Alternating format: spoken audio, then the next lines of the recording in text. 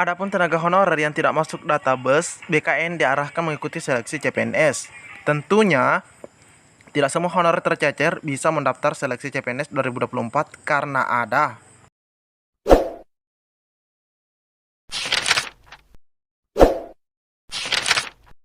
Assalamualaikum warahmatullahi wabarakatuh. Di video kali ini, admin kembali berbagi informasi terkait penyelesaian tenaga honorer menjadi aparatur sipil negara.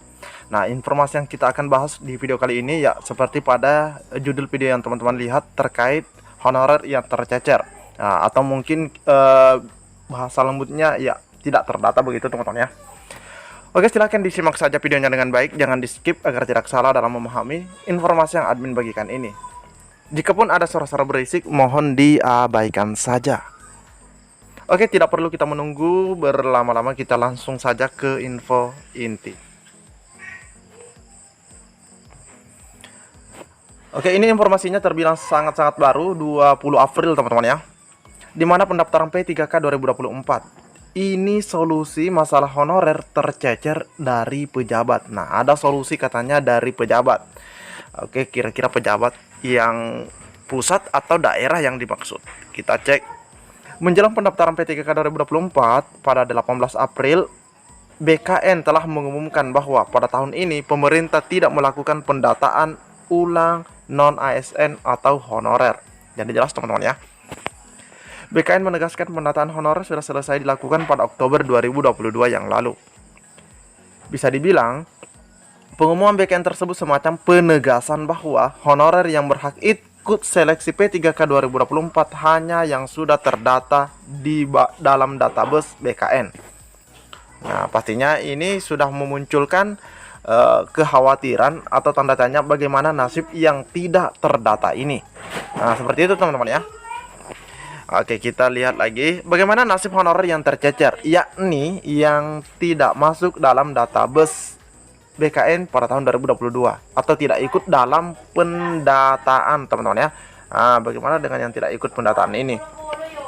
Sekretaris Daerah atau Sekda Pemerintah Kabupaten Belitung Timur, Matur Noviansa, menyodorkan solusi mengatasi masalah honorer tercecer. Diungkapkan, pemerintah Kabupaten Belitung Timur, Provinsi Kepulauan Bangka Belitung atau Babel, mengajukan sebanyak 1.468 formasi calon aparatur sipil negara pada tahun 2024. Jadi di sini untuk pemerintah Kabupaten Bangka Belitung teman-teman ya, ada 1.468 formasi. Nah, selanjutnya kita sudah mengajukan sebanyak 1.468 formasi untuk jalur umum dan P3K. Jadi ini sudah termasuk umum teman-teman ya. Kapan pendaftaran CPNS 2024 dan P3K dibuka? Nah, ini yang penting. Kapan sebenarnya dibuka? Karena informasi sebelumnya itu direncanakan April teman-teman ya. Matur mengatakan pihaknya saat ini masih menunggu jadwal pelaksanaan rekrutmen CASN dari Kemenpan RB. Dengan disetujui usulan formasi jabatan, maka kita Pemkab Belitung Timur tinggal menunggu proses rekrutmen yang akan diumumkan pemerintah pusat. Selanjutnya terkait honorer tercecer bisa daftar CPNS. Nah, ini bagaimana yang tercecer atau yang tidak terdata dalam database itu. Matur mengatakan seleksi P3K 2024 yang 2024 akan memberikan peluang bagi tenaga honorer yang telah terdata dalam database BKN diangkat menjadi ASN. Di Belitung Timur masih ada tenaga honorer baik yang terdata di database maupun non database, dan ini merupakan peluang bagi mereka yang bekerja sebagai non ASN maupun bagi pelamar umum.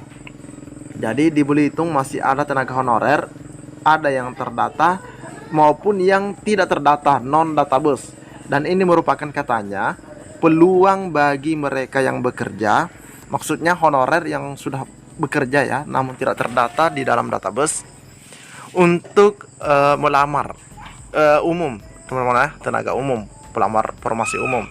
Matur menyarankan untuk tenaga honorer yang masuk dalam database BKN dapat mengikuti seleksi CPNS dan P3K. Oh, ternyata seperti itu teman-teman ya. Nah, ini bocoran terbaru yang admin tahu, bahwa yang sudah terdata dalam database bisa ikut CPNS maupun P3K. Adapun tenaga honorer yang tidak masuk database diarahkan mengikuti CPNS. Nah, ini teman-teman ya. Tentunya tidak semua honorer tercecer bisa mendaftar. Nah, ini yang perlu teman-teman ingat. Nah, ini ya. Oke, admin tandai di sini bahwa tentunya tidak semua honorer tercecer bisa mendaftar seleksi CPNS 2024. Nah, bagaimana nasib honorer tercecer yang dari segi usia sudah tidak memenuhi persyaratan mendaftar CPNS? Nah, mereka usianya anggaplah 36 ya, misalnya 36 tahun. Itu kan tidak bisa daftar CPNS. Tapi mereka juga tidak masuk dalam database BKN. Nah, ini kasihan teman-teman ya. Mau ikut CPNS juga tidak bisa, mau P3K mereka juga tidak bisa karena tidak terdaftar dalam database. Nah, yang ini yang jadi permasalahan. Nah, semoga di sini kita lihat ada hal yang menarik terkait itu. Nah, Mahathir mengatakan pada 2025 pemerintah daerah setempat tidak lagi menganggarkan gaji atau upah tenaga honorer sesuai dengan target pemerintah. Sesuai dengan kebijakan pemerintah sampai Desember 2024 ini, provinsi, kabupaten, kota se-Indonesia tidak lagi melakukan perekrutan tenaga non-ASN, kontrak atau honorer. Jadi, pada 2025 pemerintah tidak akan lagi menganggarkan gaji atau upah untuk membayar tenaga honorer. Nah, kasihan teman-teman ya. Yang tidak terdaftar dalam database BKN namun usianya sudah 36 tahun.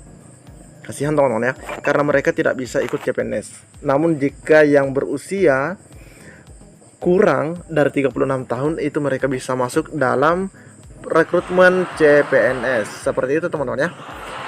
Oke, jadi buat teman-teman yang tidak terdaftar maupun yang sudah terdaftar, semoga lagi menonton. Jangan lupa di-share. Assalamualaikum warahmatullahi wabarakatuh. P3K itu jujurnya kan itu kan punya siapa sih Bu? Sebenarnya kan punya untuk pendidikan yang negeri kan, mau menegerikan itu. Tapi kemudian ketahuan yang swasta kemudian teriak ke sini juga minta diberi kesempatan. Oke, diberi kesempatan. Oke, pemerintah ngasih kesempatan. Begitu ngasih kesempatan ternyata di swasta itu lebih mudah mendapatkan serdik. Karena itu begitu ada serdik afirmasi 100%, yang lebih banyak sekali diterima adalah swasta. Iya betul nggak? Betul nggak? Nah, begitu sampai di swasta, begitu swastanya itu baru sadar bahwa itu harus pindah ke negeri. Begitu pindah ke negeri, yayasannya yang teriak karena dia akan kehilangan sejumlah guru linier, guru yang pinter-pinternya, bahkan kepala sekolah. Lalu datang lagi asosiasi penyelenggara pendidikan ya, ketua datang ke sini, asosiasi, mereka teriak semua. Yang NU mengatakan kami akan kehilangan 7.000 guru karena pindah. Yang Muhammadiyah bilang dia akan kehilangan 4.000 guru karena dia pindah.